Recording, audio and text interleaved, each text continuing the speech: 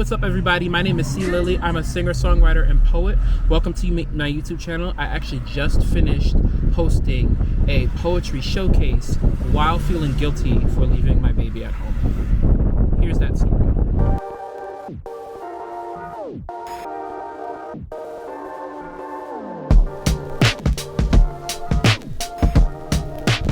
Alright, good morning everybody.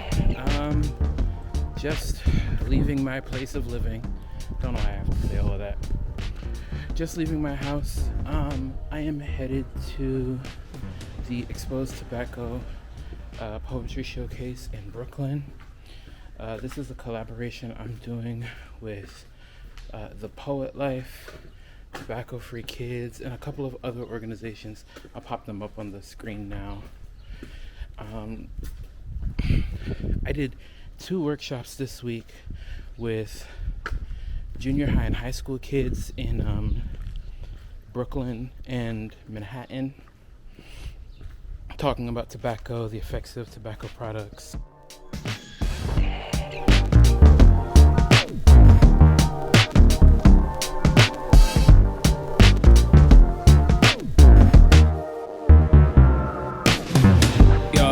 I'm really excited to be joining The Poet Life for their Exposed Tobacco National Middle School and High School Poetry Showcases.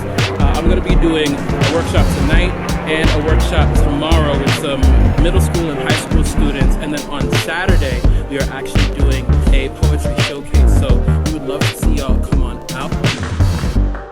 No, y'all don't got to clap for me yet. Y'all don't have to clap for me yet because you don't know me, right? I was sitting in the corner getting ready to talk to y'all, and I realized that y'all have no idea who I am. She looked at me and she said, nah, I didn't come here to listen to a poem, I came to write. I'm gonna start off with a poem just so that y'all can see I know what I'm talking about, all right? So the name of this poem is called Tell Them. Tell them I knew what God's laugh sounded like, what God's voice sounded like. Tell them God's voice sounded like Nana's callaloo and Mama's oxtail and Papa's rice and peas and Auntie's curry goat. And tell him say that my God him speak Jamaican patois and him speak it raw, but he also tied his speech in a bow tie or got his words real gully whenever it was appropriate. I just had a daughter. Her name is Imani, because what we're talking about today isn't just something that is affecting people outside of where we are. It's affecting people who are directly connected to us, even if they are not the ones who are using tobacco products and using nicotine products. So one of the big things that I was worried about going into this was really working with teenagers. If you know my background, I worked with kids before, second graders, and I've worked with adults, but teens is not necessarily a demographic I've had a lot of experience with. So I just felt like it was important to try and meet them where they are and not just make the information real to them, but also not patronize them. I didn't treat them like adults, but when I could break down something, I broke it down. And when something could just be left alone, I tried to leave it alone. I really liked working with them, by the way. You'll see. Here's some more clips. Really good. You pulled in a lot of, I love that's a flavored global warming. A flavored global warming. That's a great line. I wish I had thought of that. I really do. Now I'm upset. The reason for grave rolling. You do a great job with also incorporating a lot of rhyme. So that's really good. And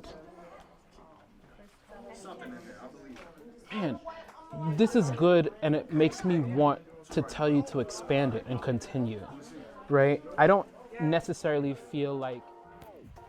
Hi everybody, editing Chris back. I don't feel like I did a great job explaining what I was doing.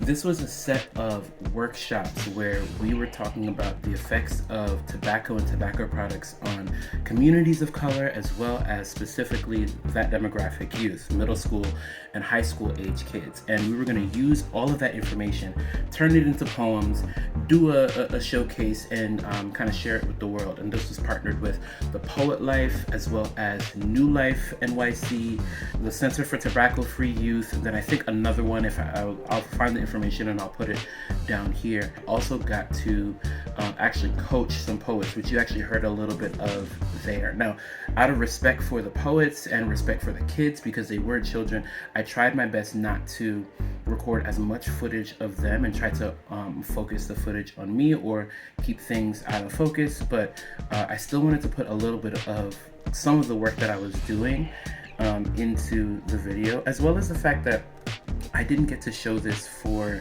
the video in Amherst. So if you go back to my vlog at UMass Amherst and Smith College, I actually did the same thing. I did a workshop with the poets, and then I actually did a master class with them. Something that I realized that I love doing. So anyway, let's get back to the poem. Back to the video. Wow. All right, y'all. I'm here with Andrea. Yes, Andrea. Andrea, who are you and what do you do here? Hi, I'm the site director at the Brooklyn New Life. At New Life, we strive to give our young people a holistic experience. So that means we incorporate the spiritual formation aspect of our program. We abide by 5 pillars: academic, art, athletic, spiritual formation, and service. Those are the pillars that we apply to our program, and we try to keep our kids engaged under those 5 pillars. Man, 5 pillars, and she named all of them without a reminder, because I would have been gone. I would have been like spiritual formation, art, and looking good. That's it. Thank you for having me today. I appreciate it. And the kids were great. Yes. One of them gave me a hard time, but we're not going to talk about that person. It's fine. But yeah, thank you for having me.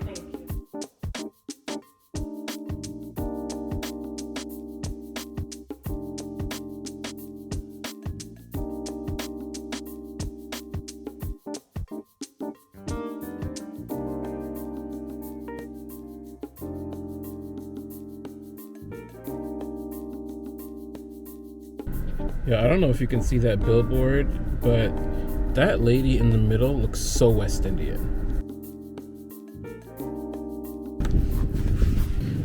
Yeah.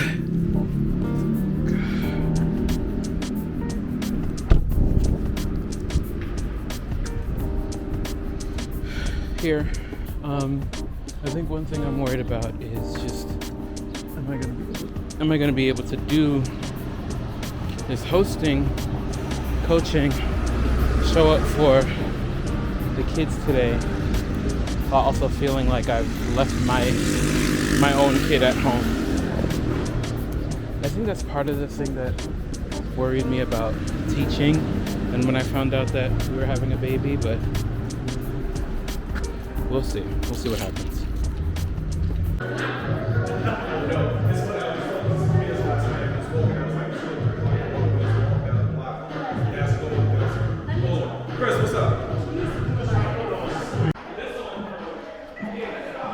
Okay, so I'm here.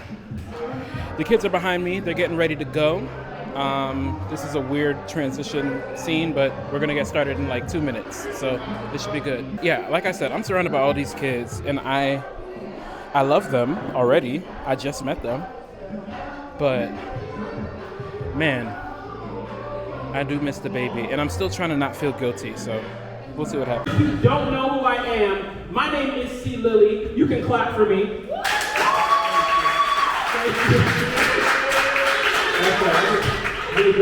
That's right. And thank you so much for coming out to our poetry showcase. And thank you for letting us use this space, as well as I got to share a little bit about it just now, but what we came to do this week is expose tobacco. New Life kids, if you were here with me Wednesday or Thursday, could you give me a thumbs up or a hand up if you know someone in your school or your community that uses tobacco products? That's cigarettes, cigars, e-cigarettes. Okay, so just take a look around. Take a look around and see how many hands are up. These are actually hands that are representing not just, oh, my parents are smoking or I have aunts and uncles. You can put your hands down. Wow. It was just out. And if you were to hear that statement today, you would think that's the most ludicrous thing you've ever heard. And I just felt like it was so unfair for an industry to be able to target someone like my uncle and have him die as a result. If he had known the real health effects from the get-go, he would have never picked it up. I lost my uncle to an industry who does not care about him, who does not care about the black body. And I feel I have a responsibility to speak out against it. Addiction is about brain chemistry, and it's about access. It's not about personal weakness. It's not about. The kids did great. They, I'm really proud of the work that they did. So I was thinking about the fact that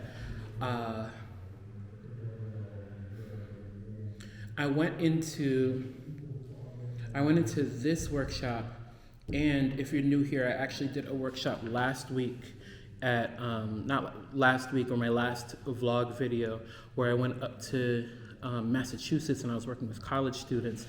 But for this one, I was working with high school students, and I found myself almost being protective, if that makes sense, protective over the kids because of the conversation that we were having. So I was really thinking about how that parallels when I was teaching. When I taught second grade, I was very protective of my kids, right? I had this mindset that, not that they were my children, like I birthed them, but for the duration of the year and even afterwards, I had a connection with them, and they were, for lack of a better word, mine. I don't know if it was the healthiest thing to believe, or to think, or to, whatever, but that's how it was. And what that did is it made it a lot easier for me to be more protective of them. But I did wonder what that would mean if I were to have my own kid. Right now, my daughter just turned 6 months old, and my wife actually took the week off to take care of her this week, because this week has been, the last 2 weeks have been crazy. I had been talking with my wife about parental guilt, or like new parent guilt, and I definitely feel that. I feel that right now because it's like I'm doing this work with these kids while my own kid is at home with my wife, and she's tired and this, that, and the other. And here's the thing, I know that I'm not right or wrong, right? Because I came out to work, this is a paid gig, and I'm really glad that I get to partner with the Poet Life and Campaign for Tobacco-Free Kids. I'm glad that I got the chance to work with them, with New Life of New York City. I might even get to work with them again in the future. And I worry that I'm missing time. And I don't know if that's something that I should be feeling. I don't know if that's something that you have felt, or if you don't have a kid, if you've ever thought of that, right? What happens when I leave to go to work and my kid has to spend the day with their other parent, or their caregiver, or a daycare, and I'm just trying not to feel guilty. I'm trying not to feel guilty that I feel like I've poured a lot into these kids, and feeling as if I'm cheating my daughter by not being home with her. So just out of respect, can we give a round of applause for the documentary?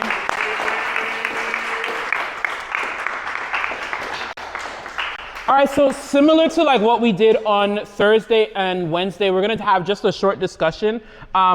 For both adults and youth, kids, this is for everyone, but I do want to focus on the young people in the room. So if I specifically worked with you on poetry, this conversation is actually for you as well. So before I jump in, was there anything that surprised you, or any new information that you saw in the documentary? Was there anything new that you learned, or anything new that surprised you? You can just call it out. Is there anything new that you learned, or anything new that surprised you? Yeah, go ahead. All right, show is done. It was good. It was very good. But as I leave to go home, I was talking with a parent after it was finished, and she said, you did a great job with the poetry, and you did a great job, hosting and everything. But then she said, thank you for taking care of my daughter.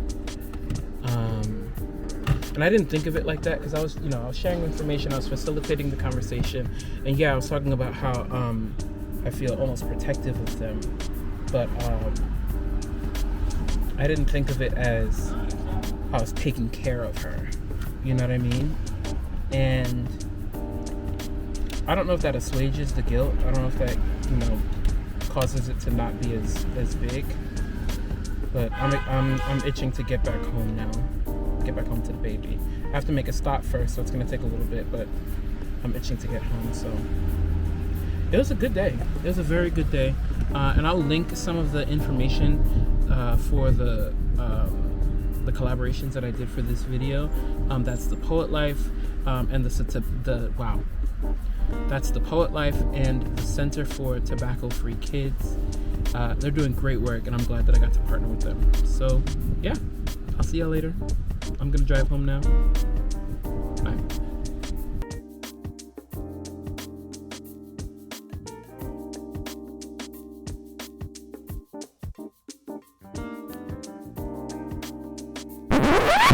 I just want to say, I'm yelling because I don't know how good the mic is. I just want to say, I got a coffee from McDonald's. Worst coffee I ever had.